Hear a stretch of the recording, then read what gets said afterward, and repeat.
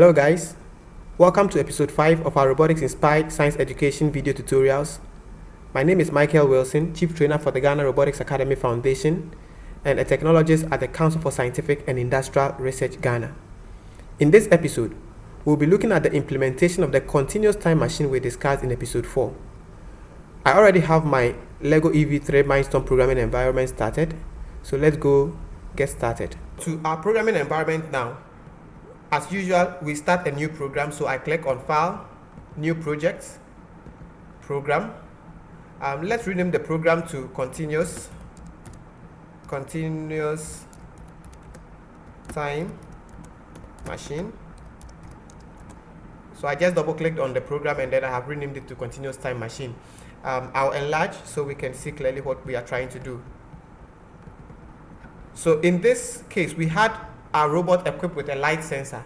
So the first thing we did was that we needed the value from the light sensor so we can calculate the error to know whether the robot is in its preferred position or has deviated from its preferred position. So we move to our sensors. This time we don't pick a touch sensor but a color sensor. Now the EV3 robot has the color sensor and the light sensor together as one unit.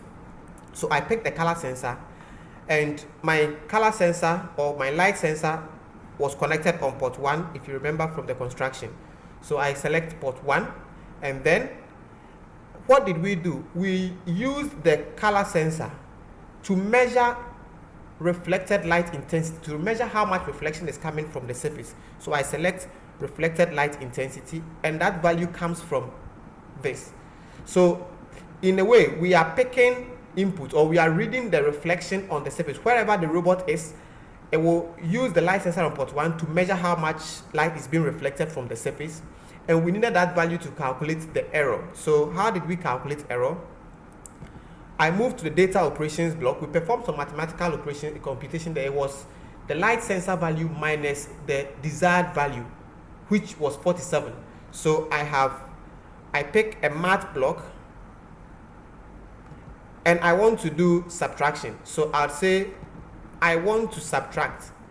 What am I subtracting from what? Whatever I connect to A and what I connect to B will be subtracted. So A minus B. So I would say whatever value comes from the light sensor, subtract the number 47, which is the preferred value from it.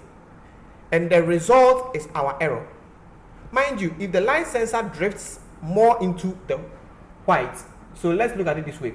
If the light sensor drifts more into the white, the value is going to increase from the 47. So we have 47 at the midpoint. If it drifts more into the white, we are going to have the value increase. So that will give us a positive error. And if it drifts more into the black, we are going to have the value reduced, and that will give us a negative error.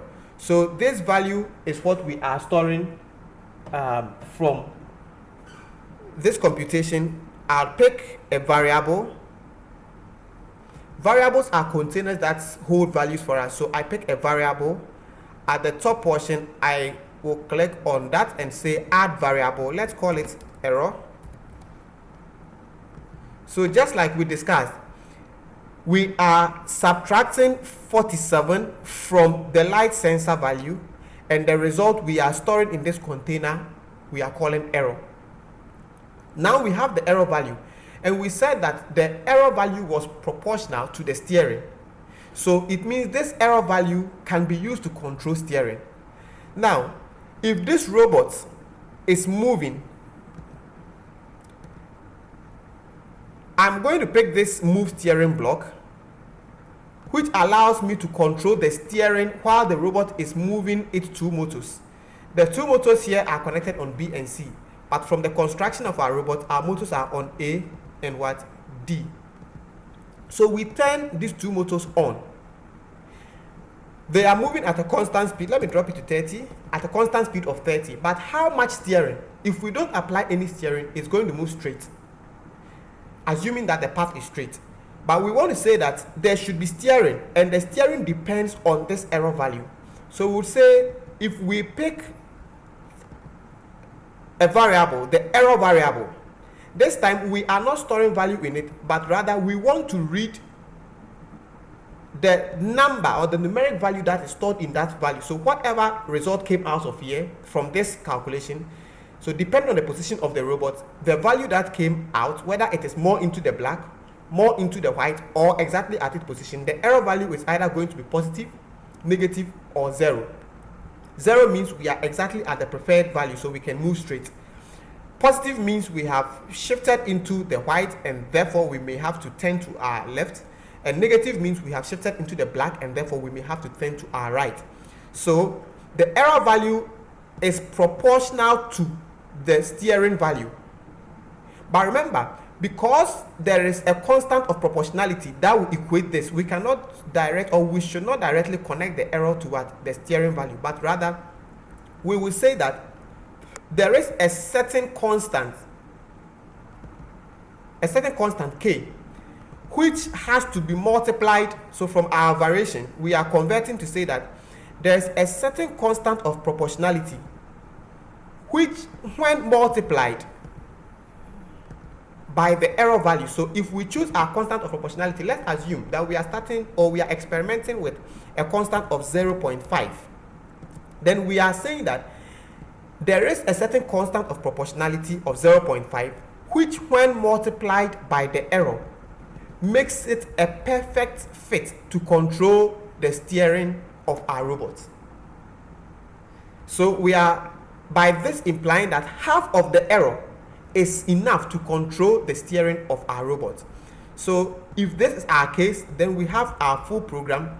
All we have to do is, as usual, or as we did in the previous video, pick the loop block and then select everything we have built and drag it into the loop. So we have a continuous time machine which calculates the steering that needs to be applied to the machine at any point in time, depending on the position of its light sensor. So depending on the position of the light sensor, an error value is computed, and that error value is manipulated, or a fraction of that error value is taken as a value that controls our steering. And we understand why this controls our steering, because if the error value is positive, the steering is going to be positive, and if the error value is negative, the steering is going to be negative. And the amount or magnitude of steering will depend on the magnitude of the error value. So we have implemented a simple continuous time machine. Let's try this. To try it, we take our download cable, we connect our download cable, one end to the computer and the other end to the back of our robot. And once our computer detects the robot, this time I'm going to just download and run the program. So let's see. I'll say download and run. And then we can see, let me unplug. And we can see our robot trying to make a turn, but that turn is very slow. Monitor that carefully. If we have this, it's trying to take a turn, but the turn is very slow. So what we are going to say is that the constant of proportionality we used was too little. So I'll have to then experiment with a higher value. Let's say 1.5 or 1.5 of the error is going to be used, and let's see the difference. So I'll download and run again. And we can see now our robot is able to navigate our line, as we can see. So the whole thing has to do with you knowing which, or experimenting for the best constant of proportionality. I will encourage that you try to implement this continuous time machine on your own. If you have a robot, run your program on your robot and keep altering the value of KP to see how it affects the steering or the performance of your robot. If you took note, there are two values that affect our robot control in this example. One, the constant of proportionality, which we have tried altering. But there is another figure, which is the value coming from the light sensor. Can we improve that value? If you remember, when we tried taking readings from a white surface, we got reflection values of around 78, and from a black surface, we got reflection values around 16. According to physics principles, a black surface should absorb all the light incident on it. What this means is that our robot should have recorded 0% reflection when its light sensor was positioned directly above the black line. On the reverse, a white surface is expected to reflect all the light incident on it. What that means is that when a robot had its light sensor positioned on the white tile, it should have recorded 100% reflection. Obviously, that is not the case. That means our robot has its light sensor not operating under ideal conditions, or there may be some fault with the light sensor.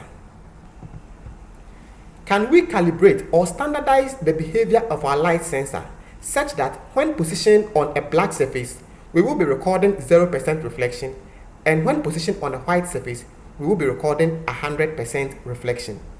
This is possible using mathematics. In our next session, we'll be looking at how to calibrate our light sensor. In this way, we can improve the behavior of our continuous time machine and even the behavior of a finite state machine. Join me in the next video. If you had any comment with this implementation session, kindly leave us a comment. Leave your question as comment and we'll do well to address. Don't forget to subscribe to our channel, like our video, share with others. Thank you.